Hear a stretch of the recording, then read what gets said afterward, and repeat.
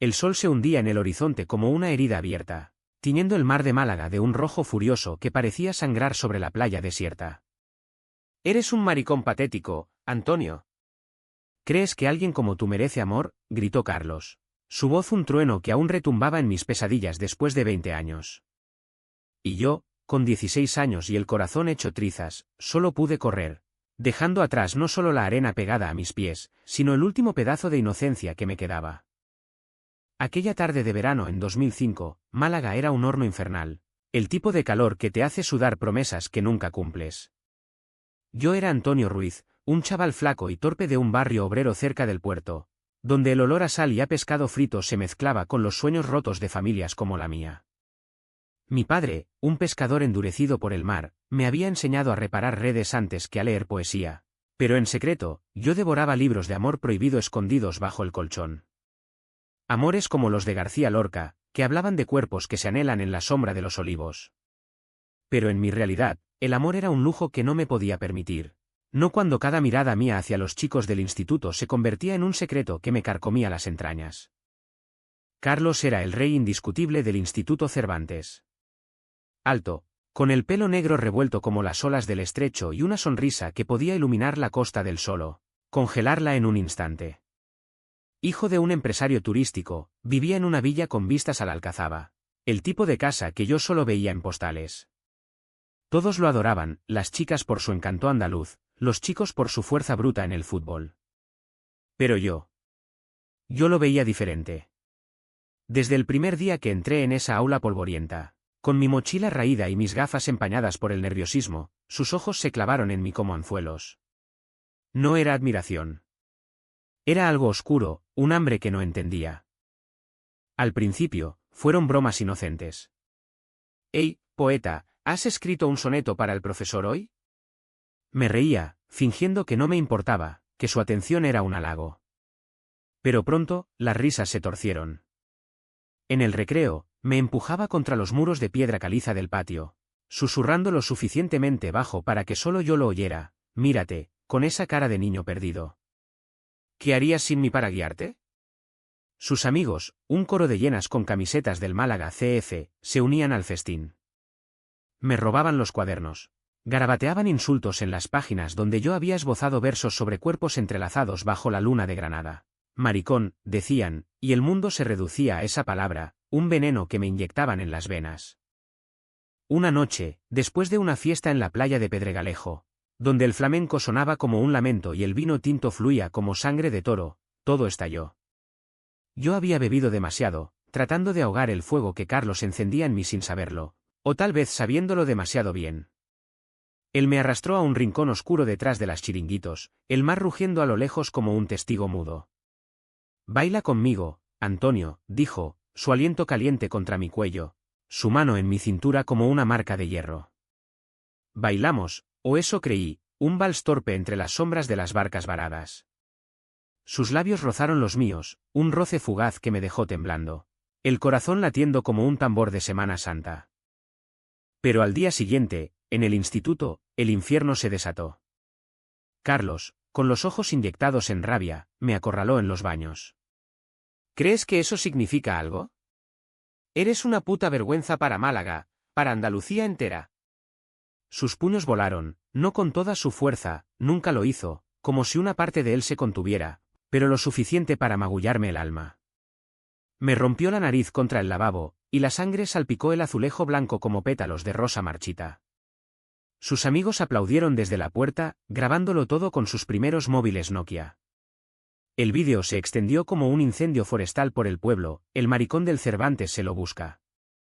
Mi padre me encontró esa noche, sollozando en el puerto, y en lugar de consuelo, me dio una bofetada que aún duele. «No en mi casa, Antonio. No en esta tierra de hombres». Huí de Málaga 2 semanas después. Mi madre, con lágrimas en los ojos y un billete de bus a Madrid en la mano, me susurró: «Vuelve cuando seas fuerte, mi niño». En la capital, reinventé mi vida. Estudié literatura en la Complutense, me convertí en profesor de secundaria. Encontré amantes discretos en bares de Chueca que olían a jazmín y a humo de cigarrillos rubios. Pero Carlos era una espina clavada en el pecho, un fantasma que invocaba en sueños eróticos y pesadillas despiadadas. 20 años después, en 2025, Málaga me llamó de vuelta. El Instituto Cervantes necesitaba un profesor de lengua, y el destino, o el diablo, decidió que yo era el indicado. Regresé en un tren ave que serpenteaba por la Sierra Nevada como una serpiente culpable. Málaga seguía siendo la misma, el sol implacable, las calles empedradas del centro histórico resonando con el taconeo de las sevillanas, el aroma a espetos de sardinas asándose en la playa. Pero yo era diferente. 43 años, con canas en las sienes y una barba recortada que ocultaba las cicatrices emocionales. Alquilé un apartamento en el Soho, ese barrio bohemio lleno de grafitis y galerías que ahora albergaba a artistas queer sin miedo. Pensé que el pasado estaba enterrado bajo capas de terapia y libros de autoayuda. El primer día en el instituto, el director me presentó en el auditorio. Antonio Ruiz, un malagueño de pura cepa, vuelve a casa. Aplausos tibios, caras nuevas mezcladas con fantasmas. Y entonces, lo vi. Carlos, sentado en la primera fila como profesor de educación física. Su pelo ahora corto y plateado en las patillas, el cuerpo aún atlético pero suavizado por los años, la misma sonrisa que podía ser solo tormenta. Nuestros ojos se encontraron, y el aire se espesó como la niebla del estrecho en invierno. Él se levantó, extendió la mano. Bienvenido de vuelta, Antonio. Málaga te echaba de menos. Su voz, ronca por el tiempo, me erizó la piel. Apreté su mano, sintiendo el pulso de un río subterráneo que amenazaba con desbordarse. Los días siguientes fueron un baile de máscaras. En los pasillos, intercambiábamos saludos corteses, pero sus ojos me devoraban, un hambre no saciada. En la sala de profesores, compartíamos café cargado con torrijas de la cafetería, hablando de todo y de nada, el Málaga CF descendido otra vez, la Expo de 2028 que prometía transformar la ciudad, los olivos centenarios que resistían el cambio climático. Pero bajo la superficie, burbujeaba el veneno. Una tarde, encontré una nota en mi taquilla, el maricón del Cervantes sigue siendo el mismo. ¿Cuándo bailamos de nuevo? Mi corazón se aceleró, una mezcla de terror y deseo que me dejó sin aliento. Empecé a investigarlo. En las noches solitarias, con una copa de manzanilla en la mano y el balcón abierto al rumor del tráfico en la Alameda, busqué su nombre en redes. Carlos López, casado brevemente con una mujer de Marbella, divorciado sin hijos, activista en ONGs para la igualdad LGTB en Andalucía. Fotos de él en manifestaciones del orgullo en la Plaza de la Constitución, con una bandera arcoíris ondeando como un estandarte de redención. ¿Era posible? ¿El verdugo convertido en mártir? Pero entonces, encontré el vídeo. Subido en un foro oscuro de exalumnos, aún circulaba, mi cara ensangrentada, su risa de fondo. Lo borré de inmediato, pero el daño estaba hecho. La rabia me consumía como el fuego de un campo de caña en agosto. Una noche de tormenta, cuando el levante azotaba las persianas como un amante celoso, lo confronté. Lo esperé en el parking del instituto, bajo la lluvia que olía a jazmín mojado. Dime la verdad, Carlos. ¿Por qué me destruiste? Él se detuvo, el agua chorreando por su chaqueta de cuero, sus ojos dos pozos de medianoche. Antonio. No era lo que piensas. Su voz se quebró, y por primera vez, vi al hombre detrás del monstruo. Me contó todo en un torrente, su propio secreto, enterrado en la Málaga conservadora de los 2000, donde ser gay era un pecado mortal peor que robar aceitunas. Su padre, un falangista de la vieja guardia, lo había enviado a terapia de conversión en un convento de Ronda. Te besé porque no podía contenerme, pero al día siguiente. El miedo me ganó. Te ataqué para que nadie sospechara de mí. Era yo el maricón, Antonio. Yo el que ardía por ti. Sus palabras me golpearon como un vendaval siroco. Lágrimas se mezclaron con la lluvia en mi rostro. ¿Y el vídeo? ¿Las risas? ¿Eso también era miedo? Él bajó la cabeza, confesando cómo había dejado que sus amigos lo grabaran para encubrir su propia vulnerabilidad, cómo había vivido en una jaula de mentiras, casándose con una mujer que amaba como a una hermana, solo para mantener la fachada. Te odio por lo que hiciste, le dije, pero mi voz era un susurro, traicionada por el deseo que nunca se apagó. Lo empujé contra su coche, y en ese instante de furia, Nuestros labios se encontraron de nuevo. No fue tierno, fue un beso de guerra, dientes y lenguas chocando como espadas en una zarzuela de amores imposibles. Desde esa noche, nos sumergimos en un torbellino. Citas clandestinas en calas escondidas de la Costa del Sol, donde el mar lamía las rocas como un secreto compartido. Él me llevaba a su casa en el Pedregal, una modesta finca con patio andaluz lleno de bugambillas, donde hacíamos el amor bajo las estrellas, sus manos trazando mapas de disculpa en mi piel. Perdóname, mi amor, murmuraba, mientras yo luchaba contra el fantasma del pasado.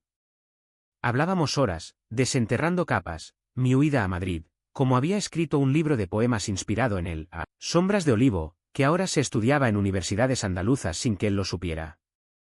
Él me reveló su activismo, había fundado una asociación para víctimas de bullying homofóbico, inspirado por la culpa que lo carcomía. Pero el idilio era frágil como una guitarra flamenca mal afinada. Los rumores empezaron en el instituto, miradas indiscretas en los pasillos, chismes sobre los dos profes que se miran demasiado. Mi pasado resurgió como un cadáver en la playa. Un excompañero, ahora concejal en el ayuntamiento, encontró el vídeo borrado y lo reenvió anónimamente a la prensa local. Escándalo en el Cervantes, el profesor acosado regresa. ¿Y se enamora de su verdugo? Málaga, esa tierra de pasiones y chismes, estalló. Mi padre, ya viejo y postrado en una silla de ruedas en el barrio de Welling, me llamó, hijo, ¿qué has hecho? Esto mancha el nombre de la familia. Las llamadas de odio inundaron mi móvil, vuelve a Madrid, maricón. Málaga no es para ti. Carlos, en su afán de protegerme, cometió el peor error. En una entrevista para Diario Sur, mintió, Antonio y yo somos amigos de la infancia. El pasado es pasado. Pero yo lo leí entre líneas, otra traición, otra capa de vergüenza para salvar su reputación. ¿Otra vez, Carlos? ¿Me besas en la oscuridad y me niegas a la luz? Nuestra primera pelea fue épica, en su patio bajo un cielo de estrellas indiferentes. Le tiré un jarrón de cerámica nazarí, que se hizo añicos como mi corazón. No puedo vivir así. Eres el mismo cobarde de siempre. Él gritó de vuelta, lo hago por nosotros. Por no perderte de nuevo. Pero el daño estaba hecho. Me fui, conduciendo mi viejo Seat por la autovía hacia Marbella, el mar a mi izquierda como un espejo roto. Días de silencio, de insomnio regado con fino de ronda. Encontré refugio en la casa de mi hermana en Torremolinos, donde el turismo queer había convertido la playa en un carnaval de cuerpos libres. Allí, en un bar con drag queens cantando Volare en andaluz, conocí a Javier, un pintor catalán de ojos verdes y risa fácil. Fue un bálsamo temporal, cenas de paella a la luz de velas, paseos por el paseo marítimo donde el orgullo se respiraba en el aire salino. Pero Javier era un espejismo, mi alma gritaba por Carlos, por el dolor y el éxtasis que solo él podía darme. El clímax llegó en la feria de agosto, cuando Málaga se transforma en un vórtice de luces, vino y secretos. Yo estaba en la caseta de mi barrio, bailando un fandango con Javier, cuando lo vi entrar. Carlos, con traje de flamenco ajustado que acentuaba su torso, el rostro demacrado por noches sin dormir. Nuestros ojos se cruzaron sobre el bullicio de palmas y tacones. Dejó caer su copa de rebujito, y el mundo se detuvo. Corrió hacia mí, apartando a la multitud como Moisés el mar rojo. Antonio, por Dios. No puedo sin ti. Javier se apartó, herido pero sabio, murmurando, sigue tu corazón, cariño. En el callejón detrás de la caseta, bajo guirnaldas de bombillas que parpadeaban como estrellas fugaces, explotó la verdad final. Carlos, con voz rota, sacó un sobre arrugado de su bolsillo. Lee esto. Eran cartas, docenas de ellas, escritas durante 20 años. Mi amor imposible, firmadas con tinta temblorosa. Cada golpe que te di fue un grito ahogado por ti. Te destruí porque te amaba tanto que me aterrorizaba. Lágrimas surcaban su rostro curtido por el sol andaluz. Y entonces, el secreto más oscuro, había estado en terapia durante años, luchando contra la homofobia internalizada que su familia le había inyectado como veneno. Mi divorcio no fue por infidelidad. Fue porque no podía mentirte más a ti, a través de ella. El PHNN me invadió como una ola tsunámica. ¿Y por qué no me buscaste? ¿Por qué me dejaste pudrirme en Madrid? Él cayó de rodillas en el barro del callejón, el orgullo andaluz hecho jirones. Miedo, Antonio. Miedo a que me odiaras tanto como para matarme. O peor, para no amarme nunca. En ese momento, el pasado y el presente colisionaron. Lo abofeteé, duro, el eco resonando como un disparo en la noche ferial. Él no se movió, solo me miró con ojos que suplicaban redención. Y yo, roto pero entero, lo besé. Un beso de absolución, salado por lágrimas y sudor, con el eco distante de un cante hondo lamentando pecados antiguos. Los meses siguientes fueron un renacer. Juntos, enfrentamos la tormenta mediática.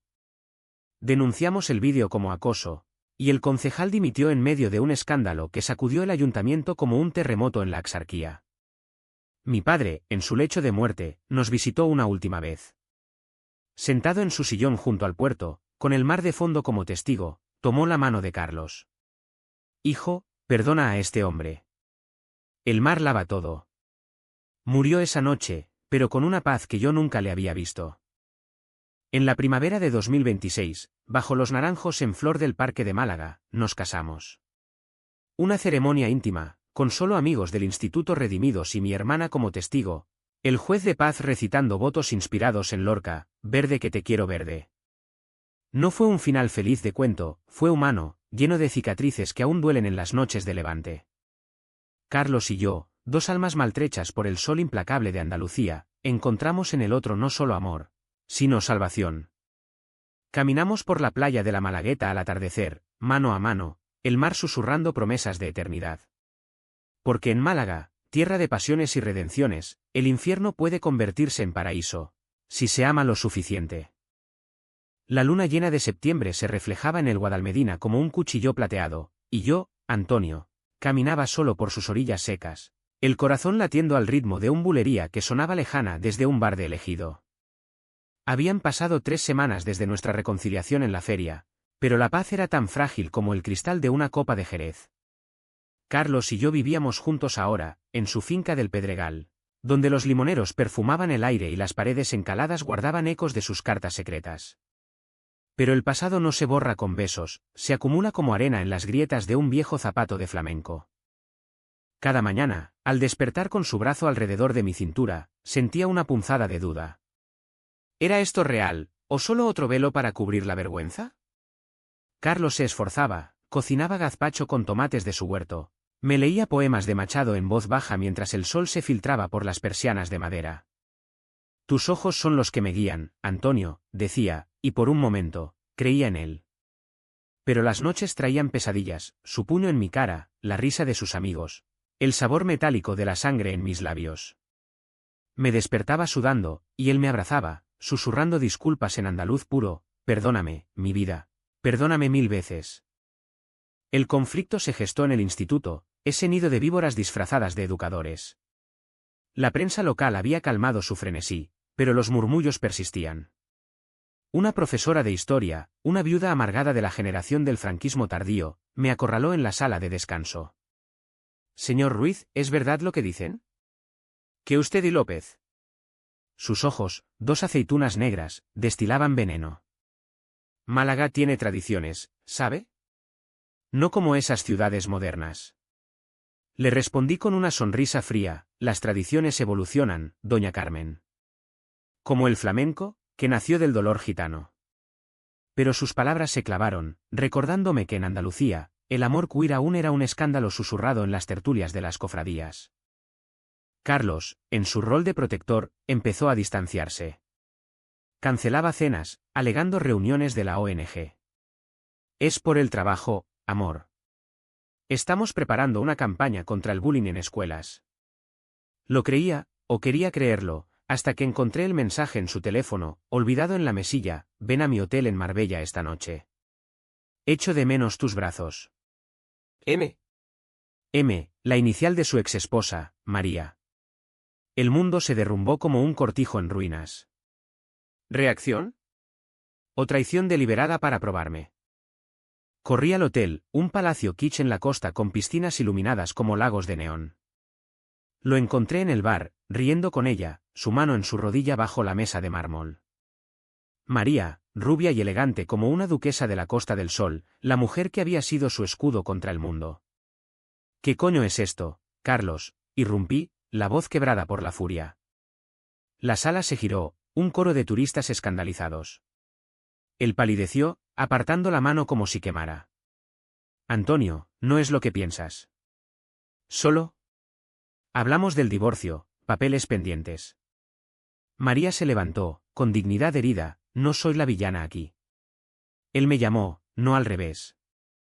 La pelea fue brutal, palabras como navajas toledanas. Otra vez me mientes. Usas a tu ex para esconderte de mí. Él contraatacó, y tú, con tu pintor catalán, no eras inocente. ¿Quieres que todos sepan lo nuestro antes de que estemos listos? ¿Listos? Esa palabra me enfureció más que nada. ¿Listos para qué? Para el escrutinio de una sociedad que aún veneraba a la Virgen de la Esperanza como escudo contra lo antinatural. Huí de nuevo, esta vez a la playa de Cabo Pino, donde las dunas ocultaban cuerpos anónimos en la oscuridad. Me emborraché con ron de caña, gritando al mar mis verdades. Te odio, Carlos.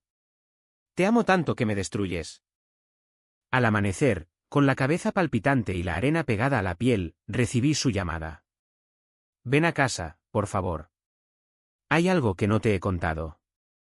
Regresé, exhausto, y allí, en el patio bajo la parra centenaria, me mostró un archivo médico. Cáncer de próstata, diagnosticado meses atrás, en estadio inicial pero agresivo. Por eso la distancia. No quería cargarte con esto. María. Me ayudó con los trámites, nada más. Es mi amiga, Antonio, no mi amante. El shock me dejó mudo. Lágrimas calientes rodaron por mis mejillas mientras lo abrazaba. ¿Por qué no me lo dijiste? Somos uno ahora. Él sollozó contra mi hombro, miedo otra vez. Miedo a que me dejaras, como el cobarde que soy. Ese secreto desató una marea de empatía. Pasamos semanas en hospitales de Málaga, el olor a desinfectante mezclándose con el perfume de las flores que le llevaba de los mercados de Atarazanas. Él luchó con quimio, perdiendo peso pero no el fuego en los ojos. Yo le leía cuentos de redención andaluzas, historias de moriscos perdonados en las Alpujarras, y en las noches de náuseas, le sostenía la mano, susurrando, no te soltaré, mi torero. El cáncer se convirtió en nuestro catalizador, forzándonos a desnudar no solo cuerpos, sino almas. Hablamos de la homofobia que nos moldeó, su terapia en Ronda, donde monjas le azotaban el alma con Biblias, mi exilio en Madrid, donde aprendí a amar en sombras pero a odiar en silencio. Sin embargo, el drama no cesó.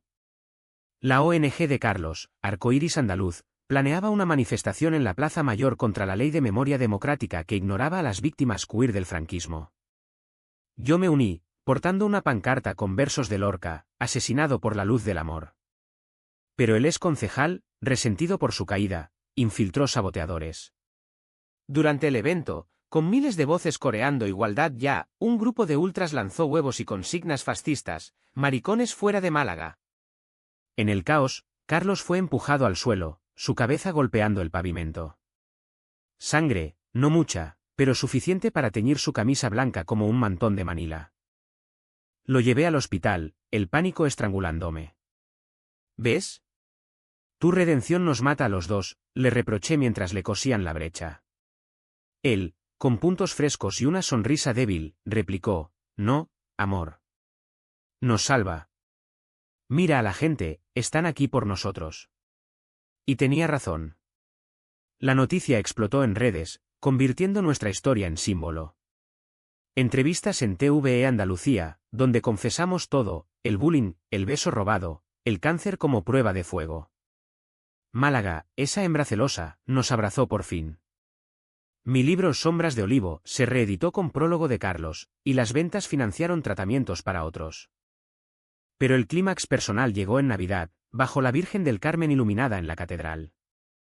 Carlos, debilitado pero vivo, me propuso de nuevo, arrodillado en la nieve rara de la Costa del Sol. Cásate conmigo, Antonio. No por lástima, sino por amor verdadero. Dudé, el fantasma del vídeo susurrando dudas. ¿Y si el mundo nos rompe otra vez?